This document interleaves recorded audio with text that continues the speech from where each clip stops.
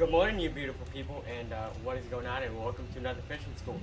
I know we haven't done one of these in a long time, but glad we can finally get back out here and do one. So today, if you clicked on this video, you already know it's going to be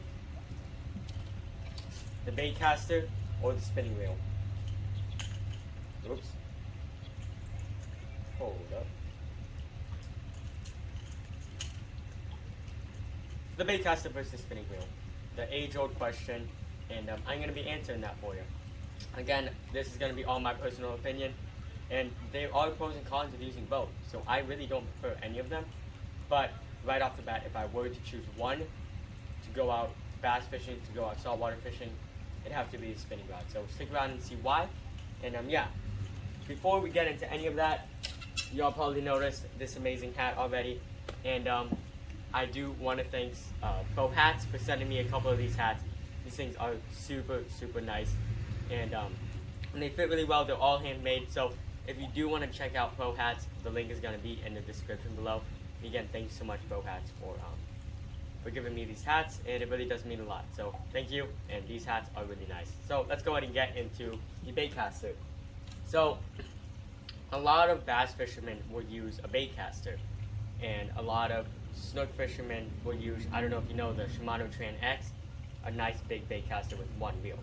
And in deep sea, they're going to use a different variation of the Baitcaster, which just has a lot bigger spool, and sometimes it'll only have one handle or two handles. And those are for deep dropping, and you can cast them, but they're a lot harder too. So there's three variations of the Baitcaster. This right here is my go-to baitcasting rod, a St. Croix Bass X 7'1", heavy action, and a Cast King Valiant Eagle. Now the Valiant Eagle is, again, the cheaper side of a reel. It's like $100, so it's not extremely expensive. And for me, I'll spend about $100, $150 on a reel, and I won't really spend over that, because one, if I did, I'm probably gonna break it, knowing me. Two, you can start to lose the difference between $150 to $300 reel, and there's not much of a difference. Maybe the composition of what it's actually made out of, or maybe it's waterproof or something like that, which honestly I don't need that much, because this is more of a freshwater reel that I'm not going to be dunking into water. And tied up on here, I have the same line on both of them, just to keep it fair. I have the St. Croix, or not St. Croix, Suffix 832 braid, in the white color with 20 pound braid. Love this braid. I've had it on here for about 2 months now, and it's absolutely amazing. Now, the Baitcaster reel, again, you'll see a lot of bass fishermen use these because of the amount of power you can get when you're setting the hook into a fish. And you can throw a lot heavier lures on baitcasting reels and a lot farther range. Now, I'm using both of these with a headed Super Spook, which, again, keep it fair, but Super Spook is on both of them, and you can throw these a lot farther than normal. One drawback is they do take a little bit of time to practice. If you want to learn how to do a baitcaster, then you want to set this braking system to the max, or else you will backlash it, and those are not fun for anybody to get out. I've had some fishing days where I've only brought a baitcaster, it's backlashed, and I've had to go home, and it's not been fun. It's not fun. So, baitcaster. Now we're going to head on over to the old spinning rod, the Old Faithful. This is a Bass Pro Shops Fish Eagle 7-foot rod, medium heavy, and it's paired up with a Penn Fuse 3 5000 size reel.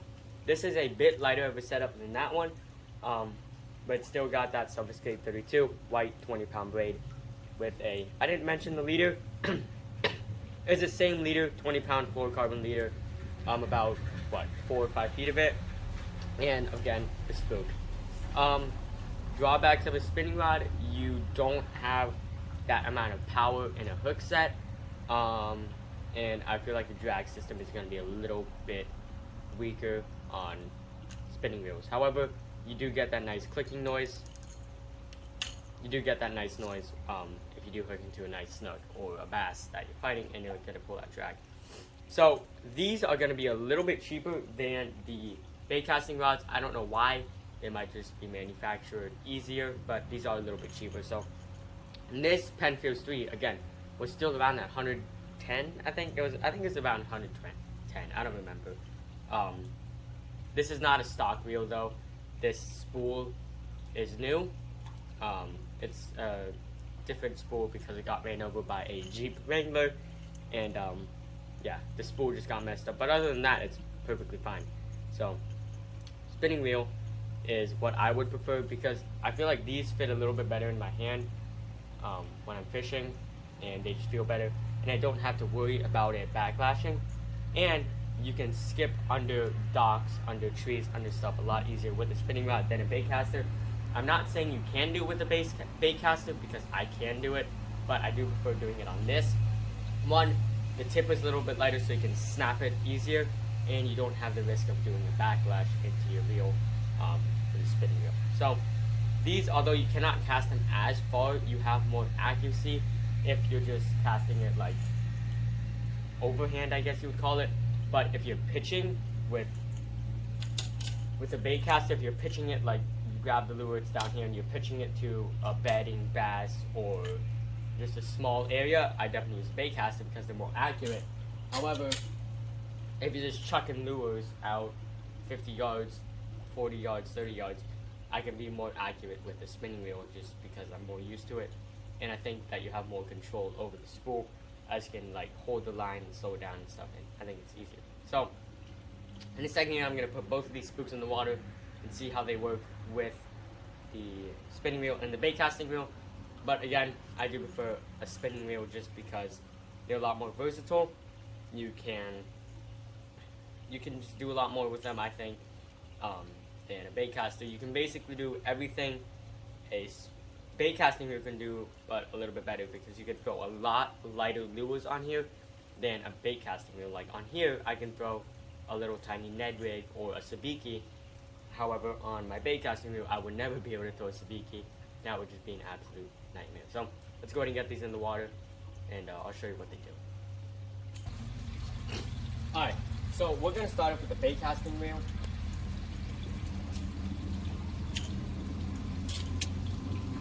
Sorry for all that car noise. We're going to start off with the bait casting reel. So, again, show you what we got rigged up here. If I can get it off.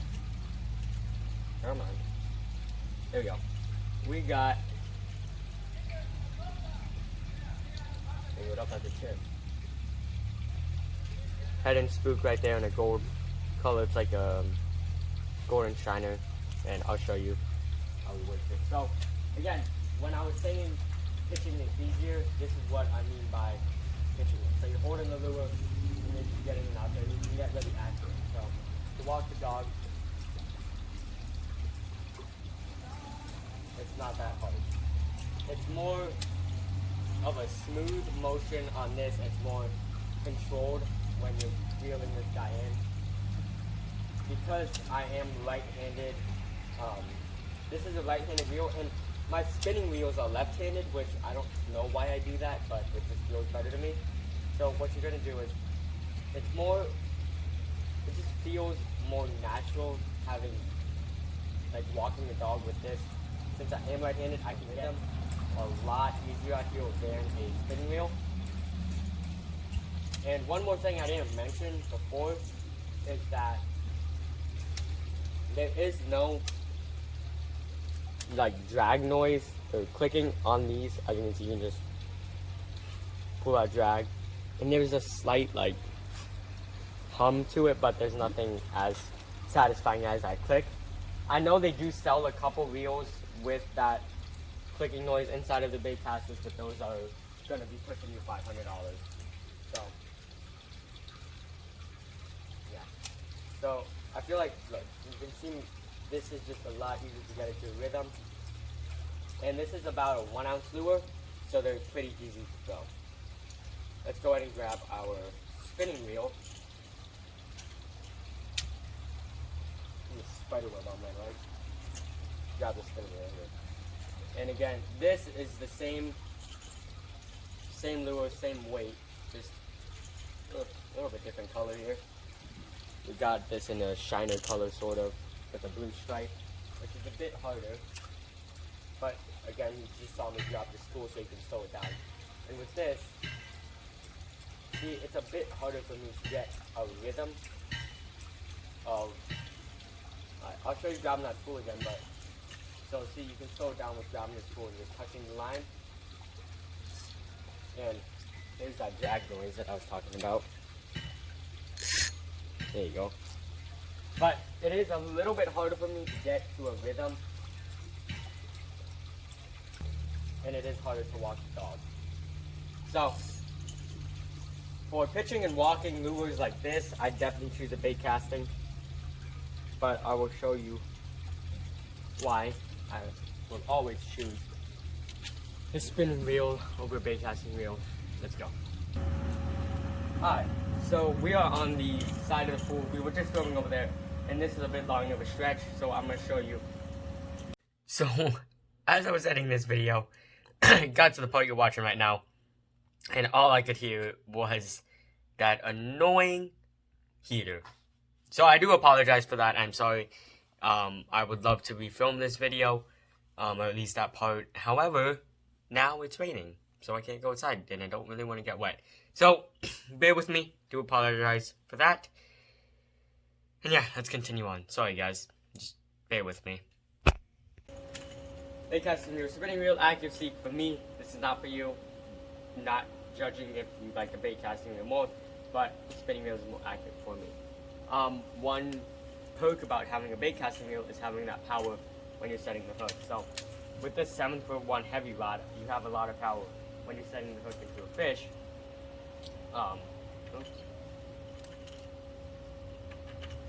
Unlike a spinning reel where you don't have that amount of power when you're fighting the fish. With spinning reel, you're getting into a little bit more of a sporty area. Because one, they also have a lot heavier of a drag system. So I know spinning reels that have about 30-45 pounds of drag, but on a bait casting reel, you can get up to 50-75 pounds of drag, which is really helpful when you're just locking down your drag and trying to pull groupers out of their little coral reefs that they like to hide and get you locked up in. So, yeah, heavier drag on a bait casting reel, more accuracy and more, how do I say this? More snappiness on a spinning reel. So, spinning reel, if you're new, buy a spinning reel. If you're experienced and you want more power, bait casting reel. If you want pitching accuracy, bait casting reel. If you want casting accuracy, spinning reel. If you want to have fun, spinning reel. If you want to just pull fish out of whatever they're in, trees or rocks or whatever, spinning reel, or bait casting reel. And if you want one rod to live with your whole life, spinning reel, because these do cast a lot lighter lures, and they can cast heavy lures too. If you can get both, amazing. I will always take both of these rods with me everywhere I go. Take them to Hawaii, to down in Mexico, fishing just around here, Colorado, South Dakota, all of these places. Love both of these rods, but if I had to choose one, it'd be this spinning reel. So, that's my conclusion of this fishing school. Hope you guys enjoyed. If you guys have anything else you want me to teach you, go ahead and drop it in the comments. And again, bow hats for the hat. Thank you guys so much. And go ahead and drop what you like. Do you like spinning reels or do you like bait casting rods? And if you lasted this long, go ahead and drop the number 1 in the comments below, and you will be entered for a giveaway for a nice new fishing rod. So yeah, hope you guys have a beautiful day. It's always peace, and God bless y'all.